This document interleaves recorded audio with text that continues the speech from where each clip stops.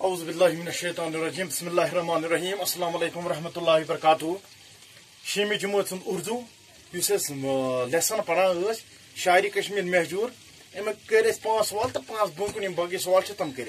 سوال نمبر 6 7 8 9 تو 10 یم تم کر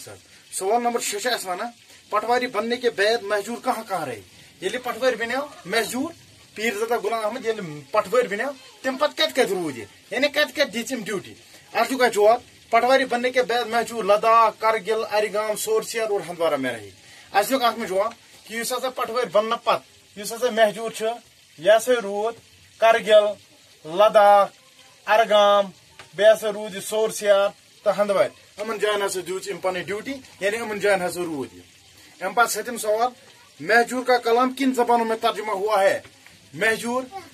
کشر پہ پن کلام لکھمت تم کم کت زبان من آئے ترجم کرنا یعنی ٹرانسلیشن کت زبان من آئے تم کرنا ات جواب مہجور کا کلام ہندی اردو اور انگریزی زبانوں میں ترجمہ ہوا ہے اس مہجور سن کلام سہ آئے ہندی اردو تو انگلش زبان من آ تہد ترجم کرنا تم پت بیاکھ سوال ریاست سے باہر مہجور کہاں کہاں رہی ریاست علاوہ کوت سے گو مہجور اتھ کا جواب یہ اس کتاب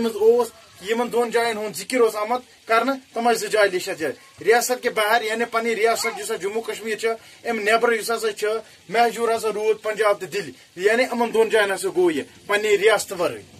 پتہ بیاکھ سوال نمبر 9 مہجور نے وظیفے کی پہلی قسط کا وصول کی اس سرکاری وظیفہ امس ترن گو سٹارٹ دپان امیک گۄڈنیُک قسط سہ کر سہ روٹ اس اتھ کا جواب مہجور نے وظیفے کی پہلی قسط 8 اپریل 1952 کو وصول کی یعنی مہجور اس